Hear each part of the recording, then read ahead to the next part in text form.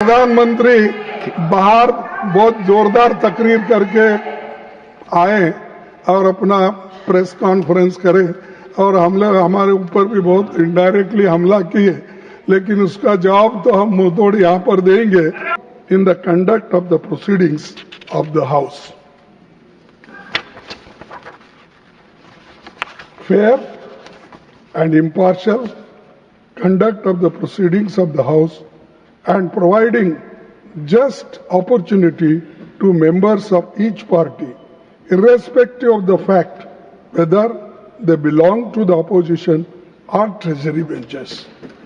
Needless to state, is essential for the credibility of the august office. Sir, in this context of time-honored parliamentary traditions, I hope you will not mind that I am constrained to refer to your predecessor's completely unexpected and sudden exit from the office of the chairman Rajya Sabha, which is unprecedented in the annals of parliamentary history. Chairman Rajya Sabha, being custodian of the entire House, belongs as much to the opposition as to the government.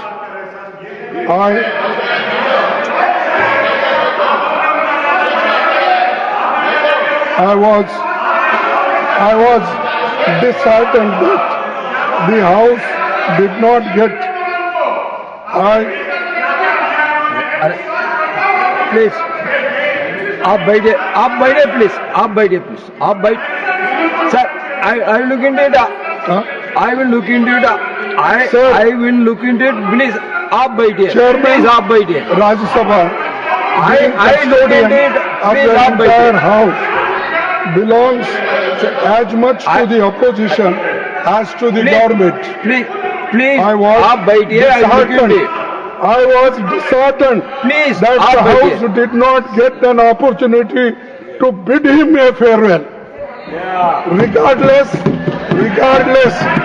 I wish him, on behalf of the entire opposition, a very healthy life.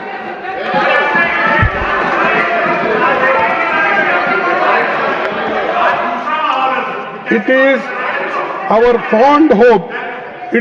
fond hope, rather, we are confident that you will take care of the entire sections of the House.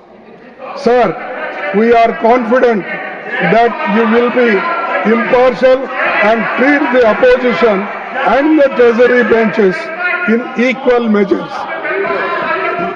Sir, मैं last में ये कहूंगा, सभापति जी, अपनी बात पूरी करने से पहले मैं आपसे अपील करना चाहूंगा कि आप अपने आसन से उस तरफ ज्यादा न देखें, उसमें खतरा है।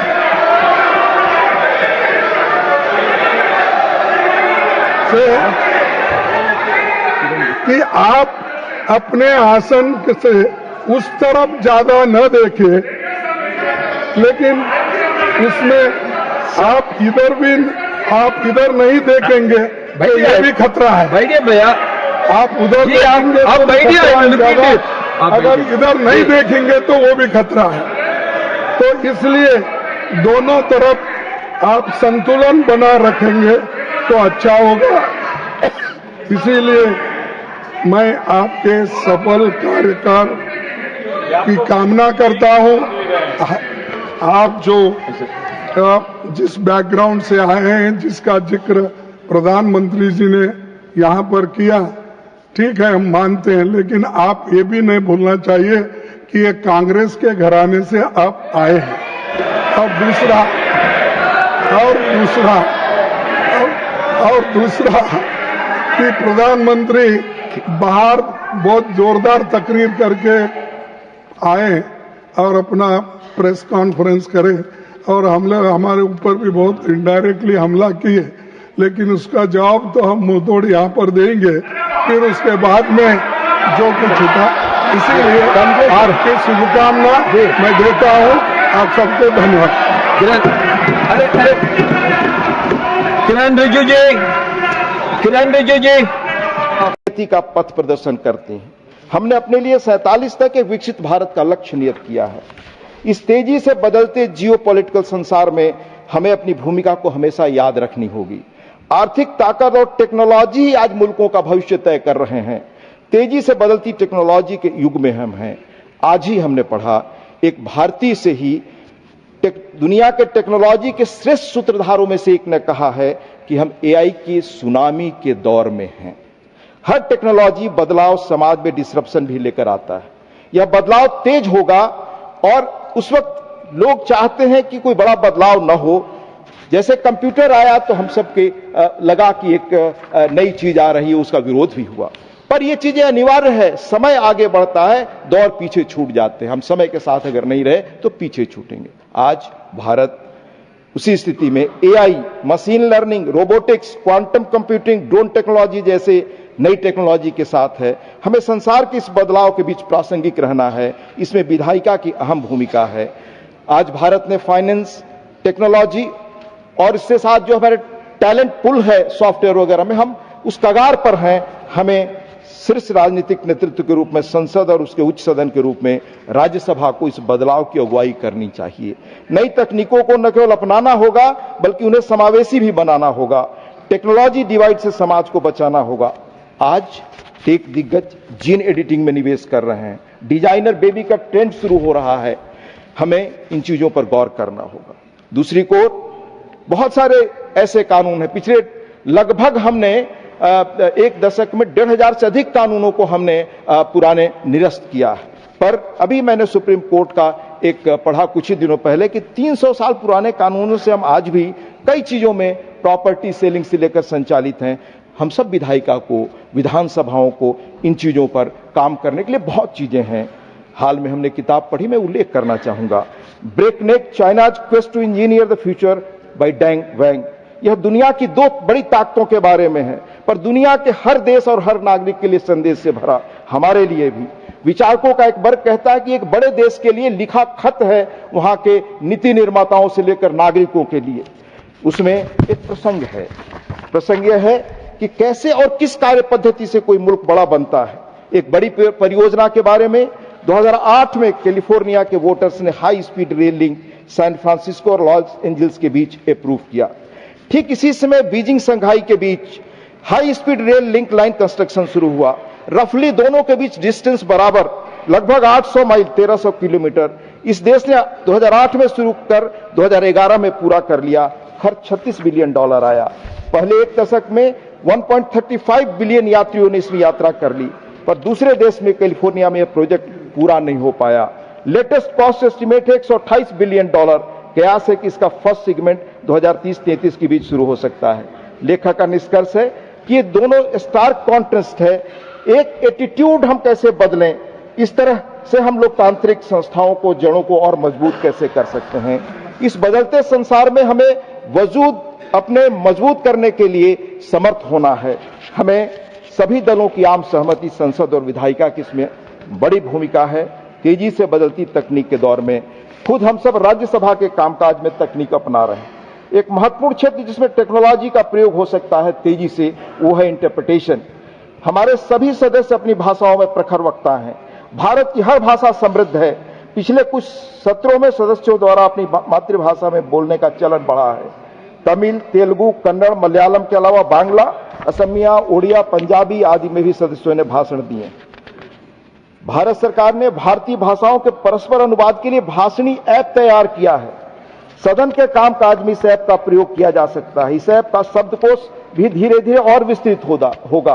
भाषा का प्रश्न जो हम 75 वर्षों में नहीं सुलझा सके, टेक्नोलॉजी के मदद से आज हम सुलझाने के कगार पर हैं। इसी प्रकार अन्य क्षेत्रों में भी हम तकनीक का प्रयोग और बढ़ा सकते हैं।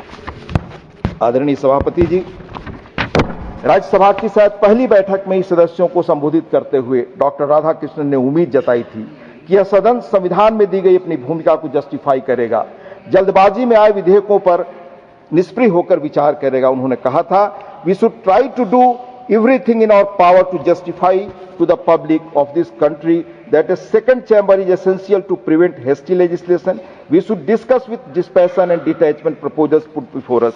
लेकिन इसका अर्थ विधायी बिलों को रोकना या लटकाना नहीं था। यह बात ड्राफ्टिंग कमेटी के सदस्य श्री गोपाल स्वामी अयंगर ने संविधान सभा में स्पष्ट कर दी थी। And I quote, I think on the whole the balance of consideration is in favor of having such a chamber, that is second chamber, and taking case to see that it does not prove a clog either to legislation or administration. यह खुला सार्वजनिक सच है कि हाल के दिनों में सदन में व्यवधान बढ़े हैं, उत्पादकता घटी है।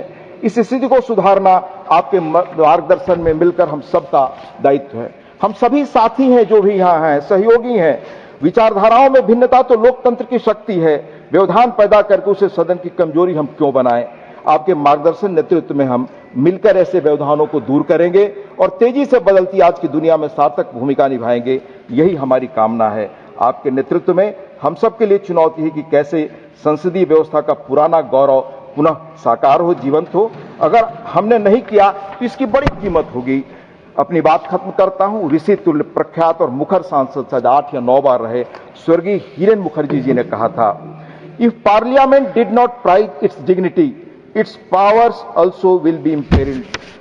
अगर संसद ने अपनी गरिमा, अपने महत्व की रक्षा नहीं की तो इसके अधिकार भी खतरे में होंगे। आपके अच्छे स्वास्थ्य की कामना के साथ सुखद भविष्य के लिए बहुत शुभकामनाएं और हम उम्मीद करते हैं कि हम मिलकर एक नई राह, नई पहचान बनाएं। बहुत बहुत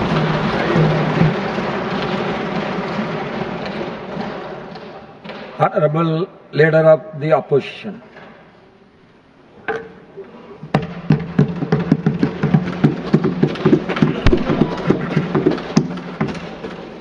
Honorable Chairman, I rise today to extend heartiest felicitation on my own behalf and on behalf of all the opposition members on your assuming the august office of Chairman Rajya Sabha.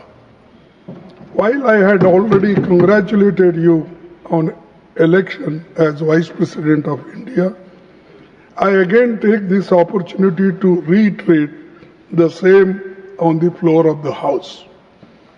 At the threshold, I wish to re-emphasize the critical importance of the office of the Chairman, Rajya Sabha, which the Constituent Assembly had intended. Chairman, sir, on your rest the heavy responsibility, smooth conduct of the proceedings of the August Council of States, which goes a long way in maintaining the dignity and pivotal relevance of the House.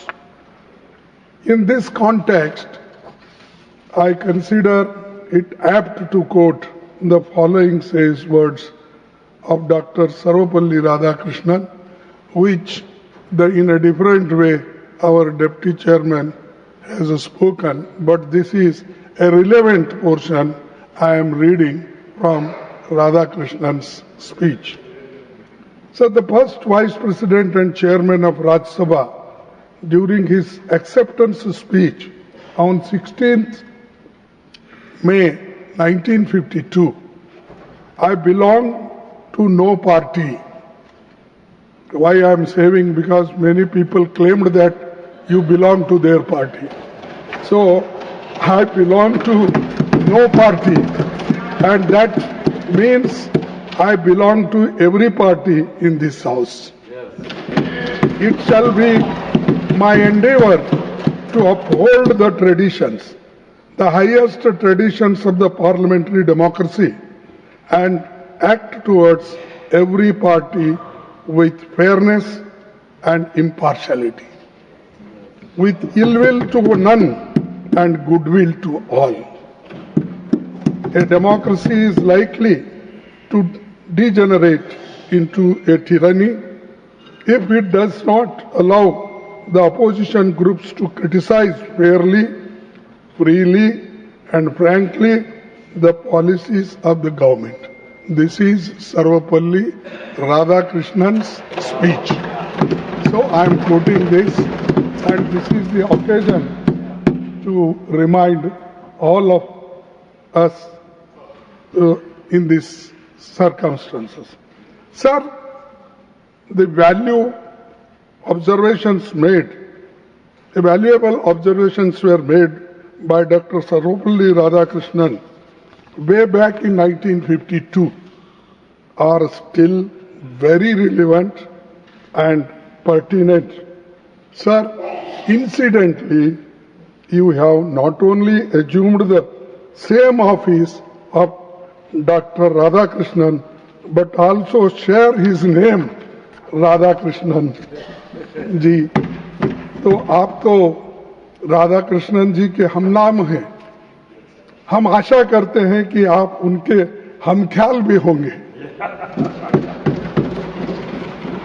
So, Chairman sir, I wish to draw your kind attention to an interesting fact, which is that Sri C.K. Kuppaswamy, मैं और एक बार पढ़ता हूं कि Sri C.K. Kuppaswamy, your uncle has been a member of Indian National Congress and elected to Lok Sabha thrice from Coimbatore, which had been your parliamentary constituency now.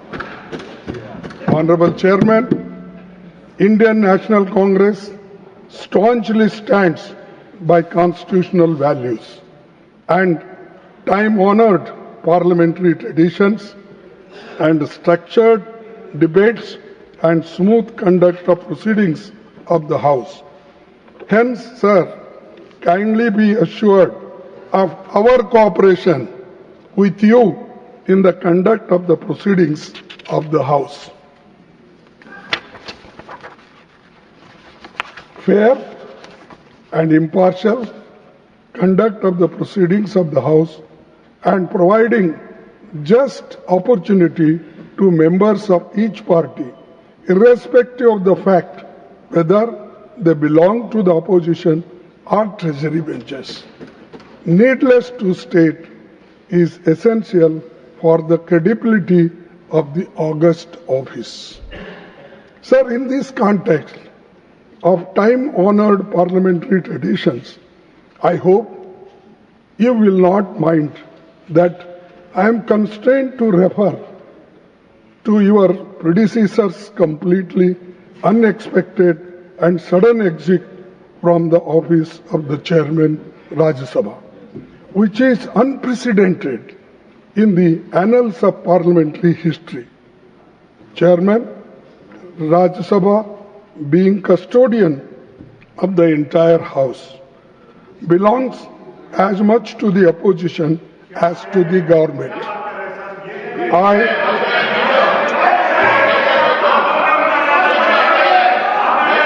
I was disheartened that the House did not get.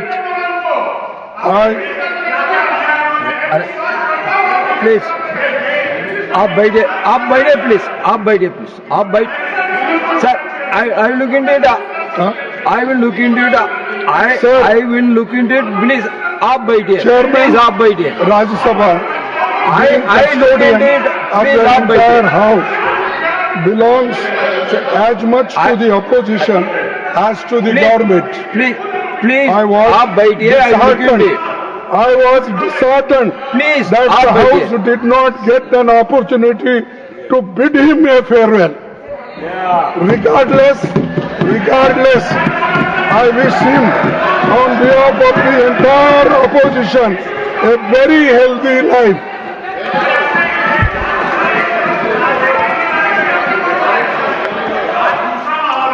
It is our fond hope, rather we are confident that you will take care of the entire sections of the House. Sir, we are confident that you will be impartial and treat the opposition and the treasury benches in equal measures. Sir, मैं last में ये कहूंगा, सभापति जी, अपनी बात पूरी करने से पहले मैं आपसे अपील करना चाहूंगा कि आप अपने आसन से उस तरफ ज्यादा न देखें, उसमें खतरा है.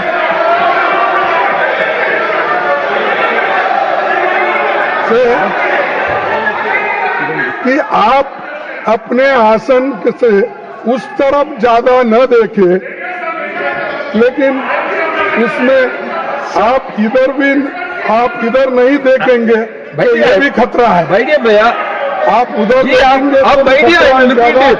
अगर इधर नहीं देखेंगे तो वो भी खतरा है। तो इसलिए दोनों तरफ आप संतुलन बना रखेंगे तो अच्छा होगा। इसीलिए मैं आपके सफल कार्यकाल की कामना करता हूं।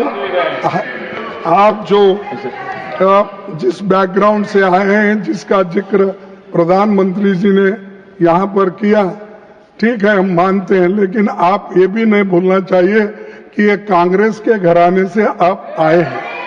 और